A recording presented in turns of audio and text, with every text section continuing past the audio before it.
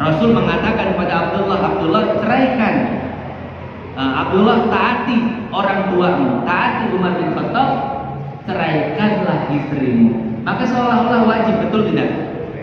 Nah, akan tetapi pertanyaan seperti ini pernah ditanyakan kepada Imam Ahmad. Wahai Imam, apabila orang tua menyuruh anaknya untuk menceraikan istrinya, apakah anak tersebut wajib untuk mentaatinya? Maka Imam Ahmad mengatakan, iya, wajib.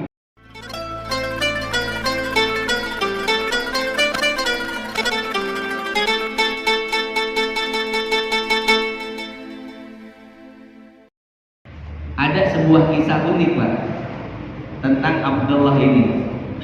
Ini masalah rumah tangga ini. Jadi satu ketika Abdullah itu disuruh menceraikan istrinya oleh Umar bin Khattab. Wahai anakku, ceraikanlah istrimu. Kemudian Abdullah mengatakan, tidak wahai ayahku, aku tidak akan menceraikan istriku karena aku sangat mencintainya. Akhirnya Umar pun mengadu pada Nabi, wahai Nabi, anakku Abdullah tidak mentaati perintahku untuk menceraikan istrinya.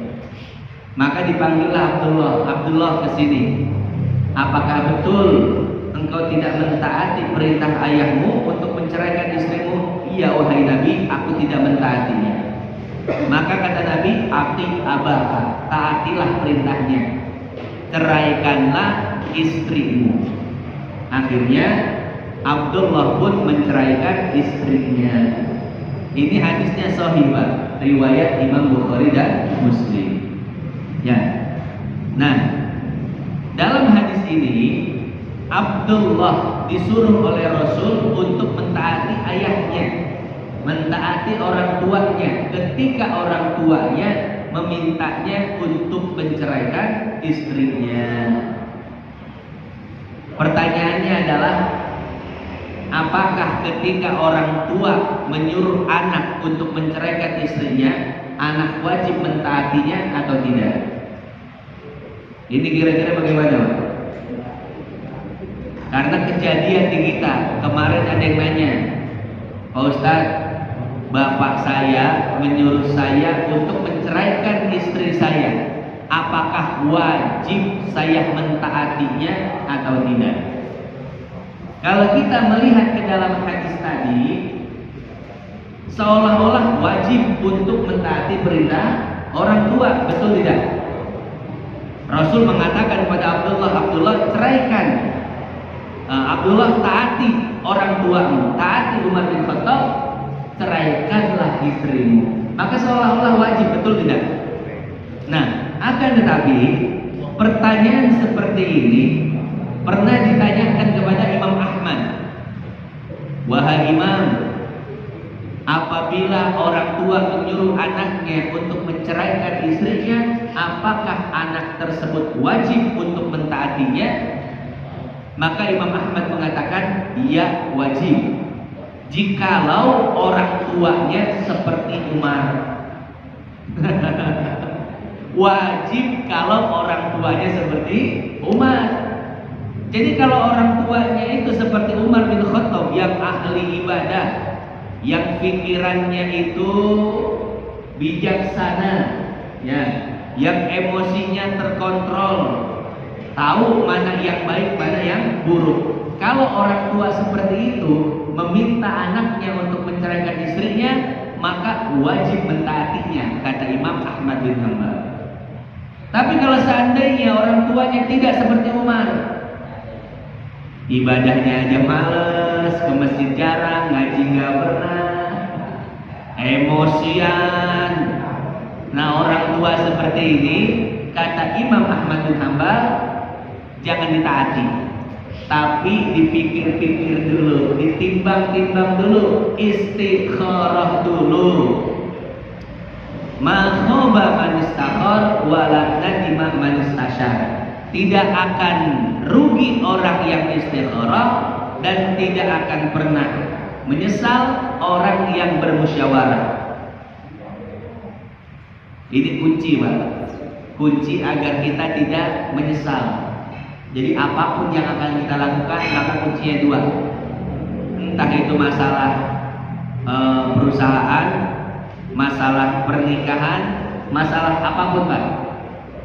Kalau kita memiliki sebuah pilihan, kita tidak tahu mana yang baik dan mana yang buruk. Maka pertama sholat istikharah, dan yang kedua yaitu musyawarah.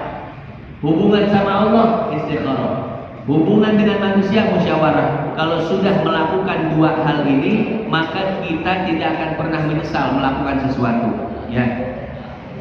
Nah, kata Imam Ahmad, kalau seandainya orang tua yang tidak seperti Umar bin Khattab, maka pikir-pikir lagi, jangan langsung ditaati. Ya. Jadi seperti itu. Ada yang bertanya, Pak Ustaz, nanti kalau tidak dituruti bisa durhaka dong kepada orang tua. Nah, maka hadirin jamaah yang dimuliakan Allah, Nabi mengatakan la ta'ata li makhluqin fi maksiatil khaliq. Tidak boleh taat kepada makhluk jikalau perintahnya itu bertentangan dengan perintah Khaliq, dengan perintah Allah. Rasul mengatakan abghadul halal ilallahi at-talaq. Perkara halal tapi paling dibenci oleh Allah yaitu perceraian, talak. Nah, ini hati-hati, Pak. Ya, perkara yang halal boleh memang, tapi amat dibenci oleh Allah. Apa? Yaitu perceraian. Jadi mun aya masalah jeung pamajikan ulah diserahkeun, Pak. Kawin deui we.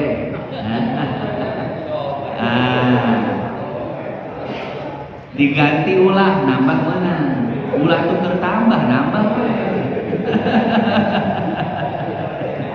Ya. Itu prinsip kita sebagai lelaki, Pak.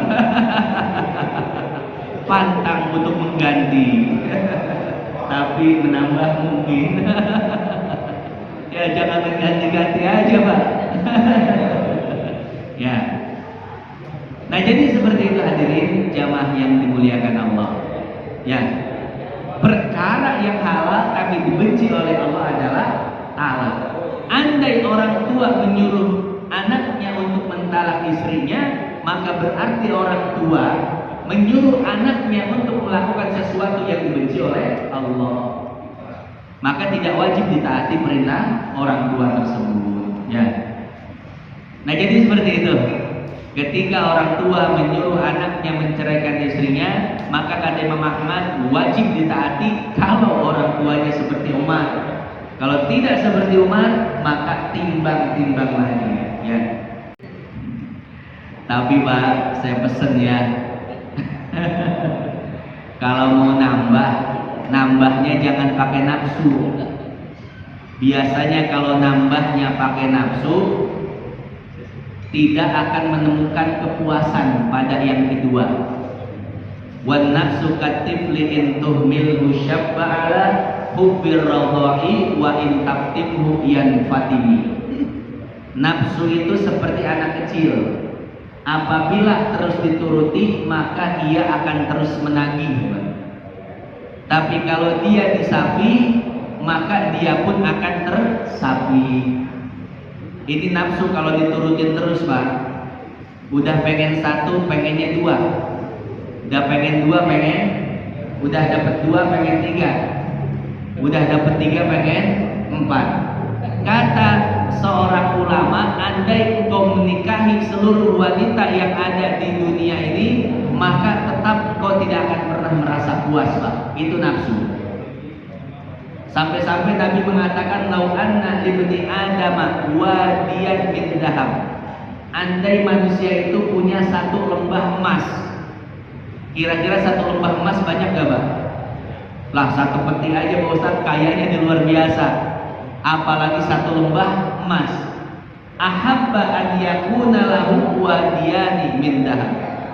Kata Nabi, kalau dia sudah memiliki satu lembah dari emas, pasti dia memiliki keinginan untuk memiliki dua lembah, dan begitu seterusnya. Kalau udah punya dua lembah emas, pengen punya tiga. Udah punya 3, pengen punya 4. Itulah nafsu. Kalau selalu dituruti, tidak akan ada puasnya. Ya. Walan yamla'a fahu illa turab. Padahal kata Nabi, yang muat di mulutnya itu cuma satu genggam tanah saja. Artinya apa? Artinya agar ambisi kita tidak terlalu besar, maka kita harus ingat mati. Rumah yang kita bangun, harta yang kita kumpulkan, itu semua tidak akan terbawa mati. Jadi mati itu salah satu obat agar kita tidak terlalu berambisi terhadap dunia. Ya. Nah jadi seperti itu Pak. Kalau mau nambah jangan pakai nambah. Ya berarti tidak bisa nambah Pak Ustaz, pakai nafsu. Jadi tong nambah guys. Ya. Nah jadi seperti itu. Kecuali Pak, nambahnya itu ada isyarat dari Allah. Kayak almarhum Ustadz Arifin Ilham. Tiba-tiba ada perempuan bercadar dan keluarganya silaturahim ke rumah almarhum. Di tengah obrolan, keluarga si perempuan ini bilang, "Oh Ustadz, anak saya bermimpi semalam dikasih Quran sama Ustadz." Wah. Nah ini kan isyarah ya, kata Ustadz Arifin, oh yaudah, ayo nikah jadi istri yang kedua. Nah jadi seperti itu, kalau ada isyarah dari Allah buat nambah maka nambah. Tapi kalau nggak ada isyarah maka nggak usah nambah. Ya, ini Bapak timbang-timbang dulu kira-kira ada isyarah tidak? Tiba-tiba ada perempuan datang ke rumah Pak Haji, semalam saya mimpi Pak Haji. Wah isyarah. Ya, walaupun bukan isyarah kita anggap isyarah aja dah. Kebetulan itu. Ya.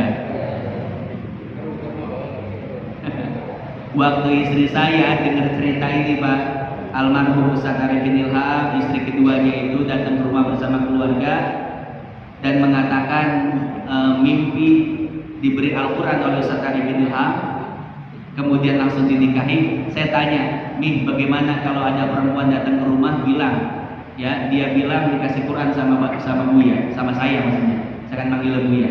Anak-anak saya manggilnya Buya. Buya itu arti bapak ya. Kata istri saya apa? Ya sudah kasih aja Al-Quran gitu. Mimpi itu nggak usah ditawil-tawil gitu. Kasih aja Al-Quran, nggak usah ditawil-tawil gitu.